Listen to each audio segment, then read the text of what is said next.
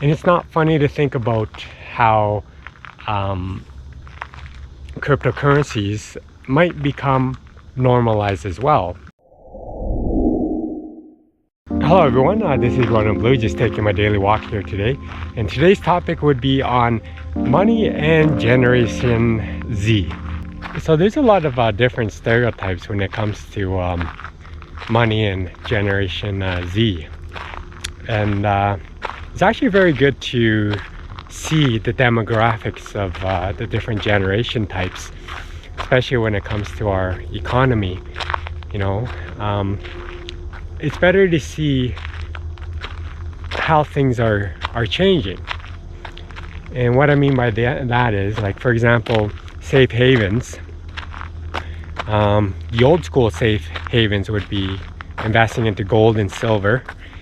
And in the modern age of being in the safe haven today would be investing into the cryptocurrency space. So, you know, looking at the different generations and how their perspectives are for the economy and for money in general is quite interesting. And that's why I wanted to really focus on Generation Z and what they're doing right now, and what maybe you can learn from them as well. But the Generation Z is actually the children who follow after the millennials, who were born between the years of 1990 to in the 2000s, and they're known to be very tech savvy, and also they're known to be expert multitaskers, more than us anyways. It's you'd probably be very surprised of how much knowledge they actually know and how quickly they can acquire it. And it's very much different, you know, especially from my generation as well, the older generation. But I'm still keen and keeping up with what the generations are doing. That's what I suggest you do as well. Never to underestimate the younger generations, because they're adapting to the current economy. They know somewhat, or they're forcibly have to know what's going on because they're living it, that lifestyle. Whereas the millennials and the two previous generations right now lived in a different time period, and most of us are probably financially well off to a certain degree anyways, the ones that actually stayed on course and keeping their 20% savings rate till the age of 65 of traditional retirement. The point is, Generation Z is really looking at the economy differently, and they're really hooked onto the social media space right now, and their mindset is using the internet as a way to find solutions to make money, to be rich. And I don't believe they're all that wrong about it either. You can see that everything is transitioning to the internet. You know, people can work remotely. They can use the internet as a platform to grow their businesses, right? And it's transitioning that way for sure. So it's important to really look at Generation Z or the other generations and see what they're doing right now. But one of the stereotypes of Generation Z is that they are more focused on using digital currency, and that they're not using physical cash as much. But that's not necessarily true. 30%, from what I read anyways, are still using physical cash to pay for their things, but they're more exposed to those digital methods of payment. They might be the generation where it might become a cashless society. I mean, it is already slowly happening. We all know that it's leading towards that. But for them, a cashless society would eventually be normalized, I believe. So Generation Z are pretty much in the forefront of the transition into a cashless society. And it's not funny to think about how cryptocurrencies might become normalized as well, potentially possible. I mean, during the tech bubble, a lot of us thought back in that day, generation before the millennials, geez, I should really know what the levels are. I keep forgetting. There's so many generations.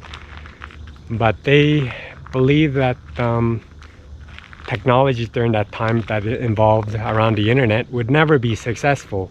But then we had the tech bubble. But of course we had the tech bubble crash as well, 2002. But you can see all of those major companies today, the FANG stocks, Facebook, Amazon, Netflix, Google, they're all driving the stock market, and everyone's buying into them now. So you never know, cryptocurrency might be the next what's really popular, what's going to drive the markets in the future. I can see that happening.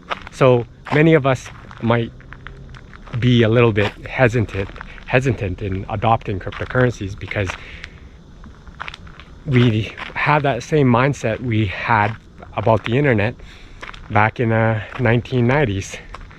So, but look what happened. So you can never throw out that possibility that cryptocurrencies may be our near future. But many of the Generation Z want to become social media famous, right? They want to become entertainers. They don't want to get that real job because of the economy as it is today. Their mindsets are really changing outside of the traditional, and it's an interesting transition. And I believe from that perspective, maybe the American dream is slowly changing, right? Some of the aspects that we always cherished in our previous generations are not being looked at as being the only solution.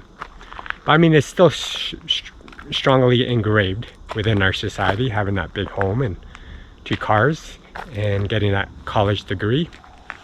But I think a lot of the younger generations are figuring out that there's other options out there, and the internet is what's giving them that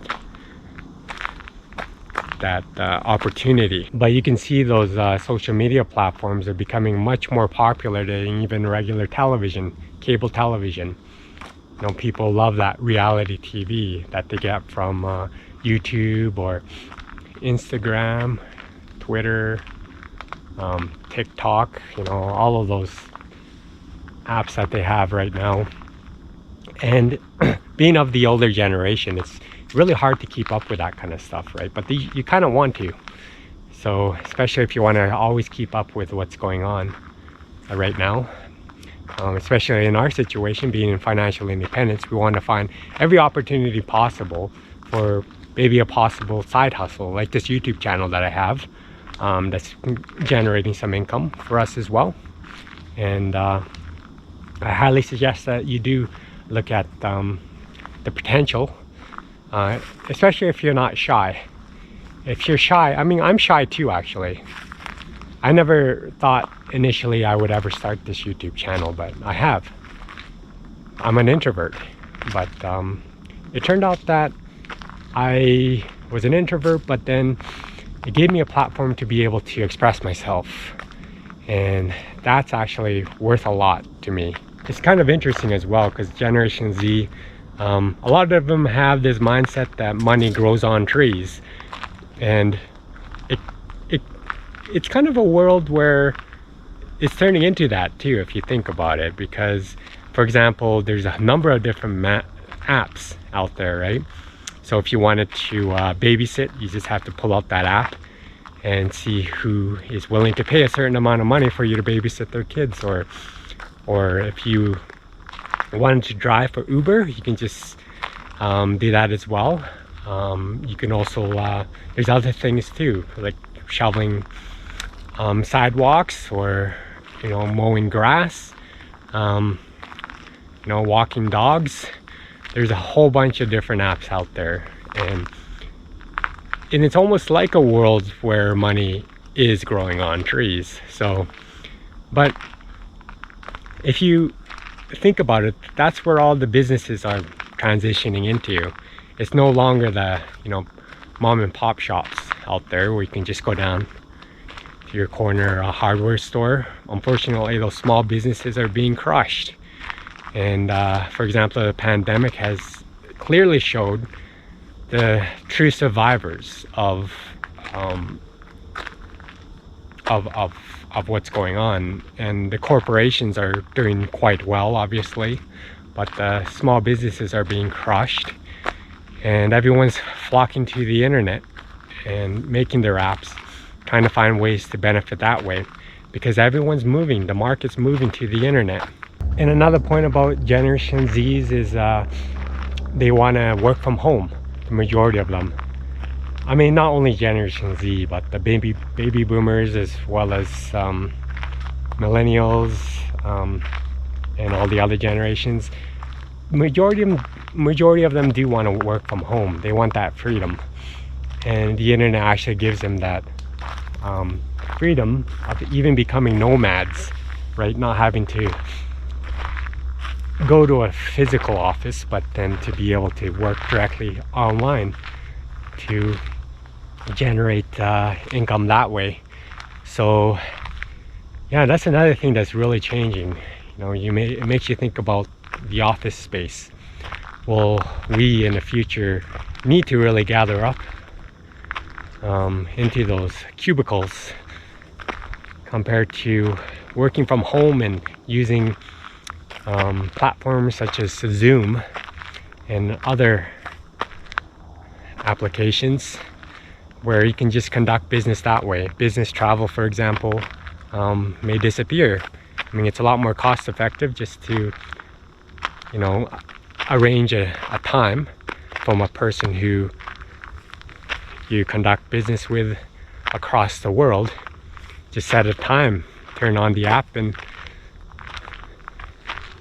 that's all that needs to be done. But the Generation Zs are also known to be the greatest of multitaskers as well. They know where anything and everything. They're quick on having to pick up on a lot of information that's out there. I mean, look at all of the technology they have available around them. I mean, the same technology that we have, but I guess when they go to school and they talk to their buddies, and all of that really spreads out quickly, the knowledge. And they have their tablets and they have their cell phones. I'm not sure if they have any desktops anymore, but some of us still do. But there's so much information there. If they want to figure out how to retire, they just look it up, the FIRE movement, or if they and they just joggle things back and forth. But then I also heard that their attention span isn't very good, that they're not able to really focus on one thing for a long duration of time. And it really takes them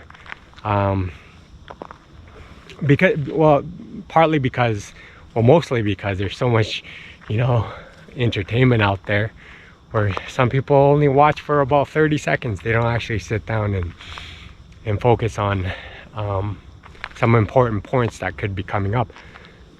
But then that's the case for everybody, I guess. But you might see a Generation Z with a number of different investing apps as well. They go back and forth here and there. So some of them are investing, which is pretty interesting to see, because the millennials, when they first came out, majority of them were kind of afraid of investing, just because of what happened during the 2008 Lehman shock. And they probably witnessed a lot of their parents losing a lot of money during that time. But I think it's slowly changing now. So there's a number of different apps you can use, and you can trade on a daily basis. And it's become an interesting world, because the generation previous to that, they had to go and visit an office right? And the minimum amount to invest was $50,000 USD to start a brokerage account. But now anyone could, you know, who has access to a smartphone could make their own brokerage account and start trading right away. And Generation Z are less concerned about debt. They learn from the millennials, where the millennials also were transitioning from that American dream mentality of having that large home and spending on materialism.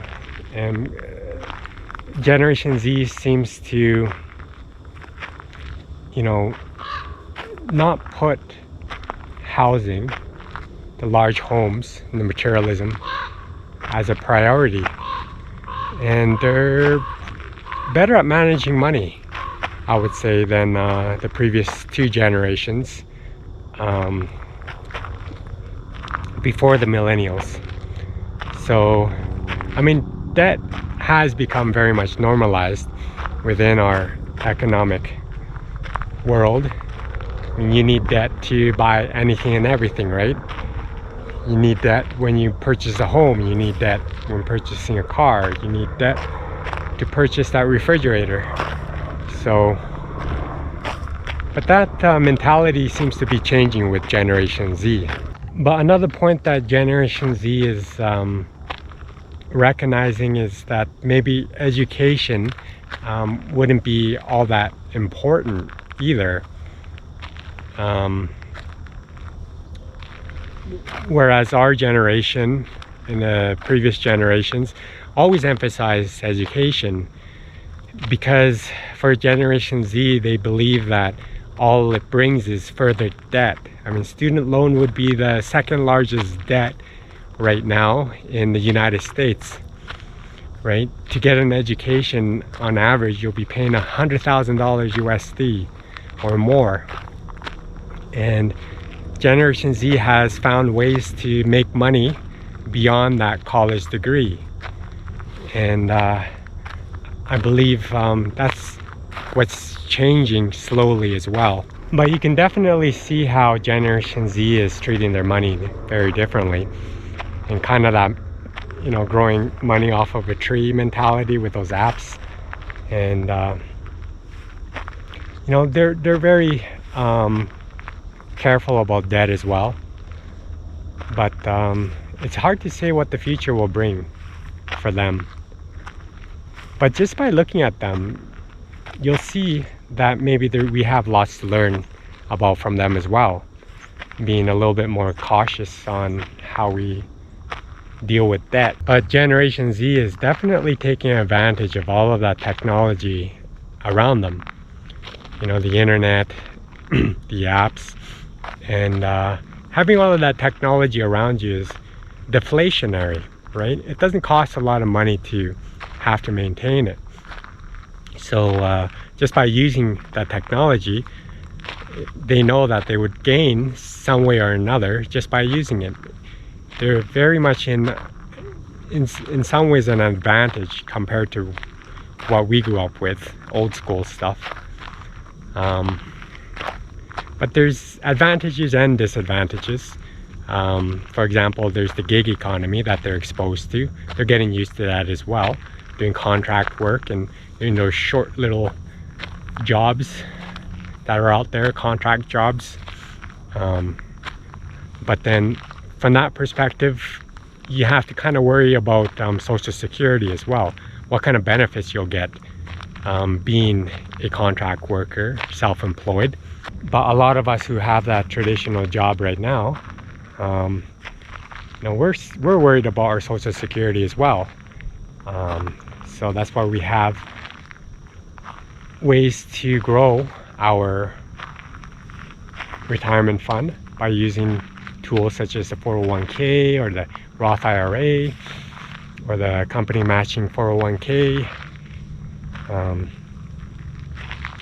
But I don't know if Generation Z will have those benefits. Who knows what life will be like for the gig economy, how they're going to secure themselves in the future, I'm pretty sure they would be worried about that as well, worried to whether or not the government will support them in the future. But I mean, looking at how this pandemic turned out and the amount of money or stimulus that the government has poured into the system to try and support everybody, it may be the case that we will always get Social Security. Who knows? But who knows, the lifestyle that we're living today in financial independence might be in relation to the gig economy in a certain way. Maybe not. I mean, we have our side hustles, we have our passive income streams and residual income from investing into the stock market. I don't know, in comparison, we might be living the future right now. And I think maybe that's the path that the Generation Z are leading towards. Financial independence and striking out on their own, because they have no confidence maybe in the system of working for a corporation anymore. And because a lot of them are choosing not to get that education, it might be beneficial for some, because even if you get that inflated education, PhDs, master's degrees, it doesn't necessarily mean you can apply them in your occupation. And I see a lot of people like that. I mean, they spend hundreds of thousands of dollars on their education, but they never get the opportunity to use it. I mean, it's a great catch to find a job, but having not to apply the knowledge that you try to acquire in your specialties and not being able to apply that within your workplace is saddening and a waste of time. Well, tell me what you think of the points that I brought up on Generation Z and money, and some of the stereotypes that I brought up. Maybe you can argue in the comment section below. If you like this vlog, please don't forget to give me a like, subscribe if you haven't already, and hit that notification bell for more of my coming content here. Thank you for watching my vlog. Be free, gain wealth, and travel far.